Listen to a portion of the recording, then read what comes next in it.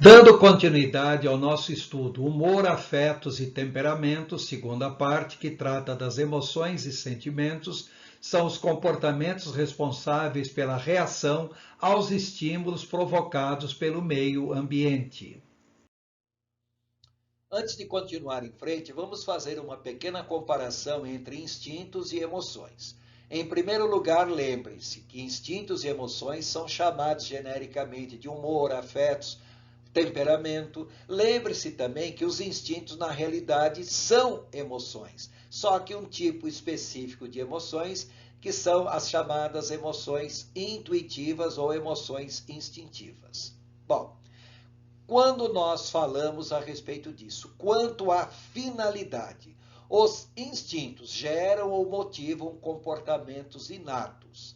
Os sentimentos e as emoções, quanto à finalidade, visam a adaptação e reação das pessoas às variações do meio ambiente. Quanto à preservação, os instintos visam a preservação da pessoa como indivíduo e também a preservação, a perpetuação da espécie. As emoções também visam a preservação do indivíduo e da espécie, mas não são tão fortes como os instintos em si. Aliás, normalmente as próprias emoções acabarão estimulando a manifestação de algum tipo de instinto. Quanto à origem, os instintos são herdados geneticamente segundo suas respectivas espécies. Cada espécie animal tem instintos característicos daquela espécie. Agora, as emoções primárias também são herdadas geneticamente. As emoções secundárias são aprendizados socioculturais, são condicionamentos. Nascemos preparados para emoções primárias. Ao longo da vida, vamos desenvolvendo emoções secundárias. Quanto aos centros controladores, os instintos estão basicamente no diencéfalo, que abrange amígdalas, septo, cíngulo, hipocampo, tálamo, hipotálamo e glândula píneal. Agora, as emoções e sentimentos, a maioria delas fica no hipocampo. O hipocampo é o centro da nossa memória emocional, é o centro da nossa memória permanente. Quanto ao grau de consciência, os instintos normalmente são inconscientes. As emoções podem apresentar comportamentos inconscientes, e normalmente apresentam, mas podem ser percebidas também de maneira conscientes, quando nós transformamos uma emoção num sentimento.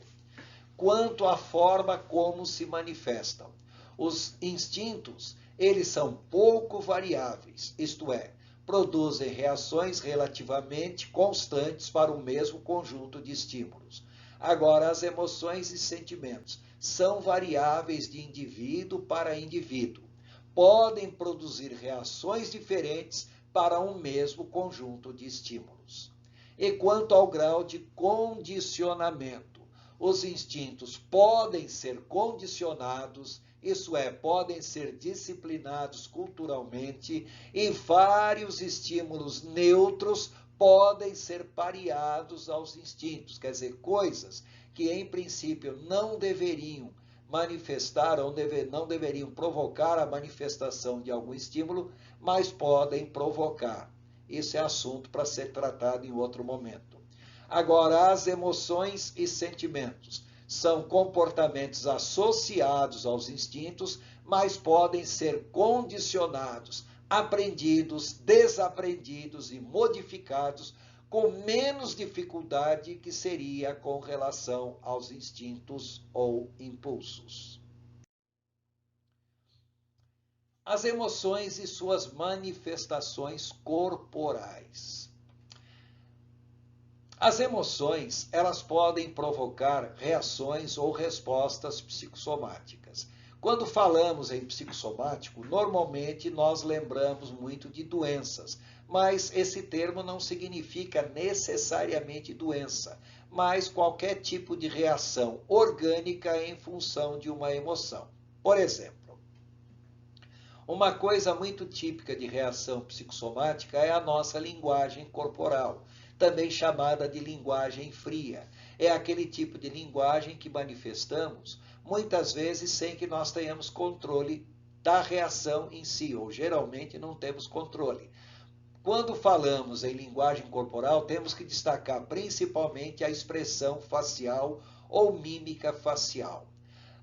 As emoções podem se manifestar através dos olhos, por exemplo, pálpebras arregaladas ou semicerradas, pupilas dilatadas ou contraídas, olhar fixo ou evasivo, lacrimejamento, contração muscular próximos dos olhos. Tudo isso aí são reações psicossomáticas na mímica facial. Também observamos essas reações na boca, como lábios abertos, lábios rígidos, lábios trêmulos, etc. Dentes à mostra, no caso do sorriso ou no caso de raiva, testa contraída, no caso de preocupação, e assim por diante. As expressões faciais são as mais diversas. Ainda na linguagem corporal, nós temos que observar a própria fala. Por exemplo, a inflexão de voz, o timbre de voz, a hesitação, o modo como nós modulamos a nossa voz, também faz parte daquilo que nós chamamos de manifestações psicossomáticas. Além das expressões faciais e da fala, temos que destacar também movimentos de mãos. Por exemplo, quando a pessoa está sendo sincera, normalmente ela mostra a palma da mão aberta, ou a pessoa no momento de raiva pode cerrar as mãos, no momento de descontração pode apresentar mãos flácidas, quando está preocupado ou doente, mãos trêmulas, etc. Movimentos de mãos sobre o rosto, como se estivesse tapando os olhos, a boca, os ouvidos. Normalmente, quando uma pessoa está mentindo, sem que ela se aperceba do que está fazendo, ela fará algum tipo de movimento de tampar os olhos, a boca ou os próprios ouvidos. Temos que destacar ainda na linguagem corporal os chamados movimentos das pernas e direcionamento dos pés. Observe que às vezes duas pessoas podem estar conversando, normalmente quando elas estão tendo uma conversa amigável, normalmente elas não estão uma frente à outra, mas apresentam um ângulo entre si de mais ou menos de 90 a 135 graus. E é importante numa conversa nós olharmos para onde os pés das pessoas em conversa estão sendo direcionados. Se os pés estiverem voltados mais ou menos um para o outro, no ângulo de 90 a 135 graus, a conversa está bastante interessante. Mas se o ângulo estiver voltado de maneira bem ampla, bem maior do que um ângulo de 135 graus, é porque normalmente a pessoa não está achando a conversa interessante e gostaria de encerrar o assunto o mais rapidamente possível. O que interessa é que o nosso corpo manifesta de maneira clara as emoções. No nosso site psicoteólogo.com.br há um artigo a respeito de linguagem corporal. Seria interessante você que está assistindo essa aula acessar esse arquivo e ver alguma coisa a mais a respeito do assunto. Uma coisa interessante a respeito das emoções é como a Bíblia atribui as emoções à alma. Observe bem, nenhuma emoção é pecado. O erro não está na emoção. O erro está na intensidade e direcionamento das mesmas e no fato de elas dominarem a vontade humana. Por exemplo, a respeito de ira, todo mundo olharia a ira de uma maneira negativa. Mas a Bíblia é bem clara em dizer, quando vocês ficarem irados, não pequem. Portanto, a ira não é necessariamente pecado. O ódio. A própria Bíblia diz que Deus ama a justiça e odeia a iniquidade. Então, o fato de Deus sentir ódio já implica claramente que o ódio em si não é pecado. A mesma coisa nós podemos dizer a respeito do orgulho. O apóstolo Paulo, escrevendo em 2 Coríntios, diz: quem se gloriar ou quem se orgulhar, glorie-se ou orgulhe-se no Senhor. Então, sentir orgulho de servir ao Senhor não tem nada de errado. A mesma coisa podemos dizer a respeito do ciúme. Em Romanos 11:14, Paulo diz que ele pregava o evangelho aos gentios, na esperança de que de alguma forma possa provocar ciúmes em seu próprio povo e salvar alguns deles. Então nós podemos dizer até sobre ciúme santo. O que eu quero destacar é o seguinte: nem uma emoção é pecado. O pecado está quando essa emoção atinge um ponto de não ter controle e nós perdemos de fato esse controle das emoções, e quando nós usamos essa emoção para atingir alguma outra pessoa. Aí, de fato, as emoções podem se tornar pecaminosas. Até mesmo emoções nobres podem ser pecados quando exercitados de maneira inadequada. Por exemplo, todo mundo vai dizer que amor é um sentimento nobre. É verdade, mas João diz: não amem o mundo nem o que nele há. Se alguém ama o mundo, o amor do Pai não está nele. Quando a própria Bíblia deixa claro para nós não amarmos a mulher do próximo, então o amor pode se tornar algo negativo. A respeito de alegria, por exemplo, Miqueias diz: não se alegre a minha inimiga com a minha desgraça. Então, sentir alegria em ver a desgraça do próximo, a própria alegria pode ser algo extremamente negativo. Então, observe, nenhuma emoção ou sentimento é ruim. O ruim está no modo como nós exercemos esta emoção ou este sentimento. Vamos ver algumas características gerais das pessoas altamente emotivas. Já dissemos que algumas pessoas podem ser altamente instintivas, outras são altamente emotivas. Observe algumas características comportamentais. Um ponto positivo das pessoas altamente emotivas. São pessoas que tendem a dois extremos, ou tendem à ansiedade ou à depressão. Lembrando que ansiedade e depressão não são ruins, são emoções, são sentimentos bons, mas que podem se tornar ruins, sim. Por outro lado, são pessoas que têm uma tendência muito forte ao pessimismo, sendo que esse pessimismo pode ser disfarçado até por uma alegria aparente, mas vazia. Também são pessoas que têm dificuldades em lidar com perdas e perdão para si mesmas e para as demais pessoas. Observe que quando nós listamos a respeito das emoções primárias, nós destacamos muito sobre perda. Então, a emoção perda ela é extremamente necessária. Por antecipação, gostaria apenas de destacar: a palavra perda vem do latim perdonare e a palavra perdão vem do latim perdonare. Então, perda e perdão têm a mesma origem, ou basicamente são as mesmas palavras. Ou seja, quem não sabe lidar com perda não sabe perdoar, e quem não sabe perdoar não sabe lidar com perda. E pessoas altamente emotivas normalmente têm dificuldades em lidar com perda e perdão. Uma outra característica: as pessoas emotivas, em geral, são muito inteligentes, porém, têm o lado negativo. Colocam seus sentimentos acima da razão. Não sabem controlar as emoções, transformando as emoções em sentimentos, mesmo quando isso é absolutamente necessário.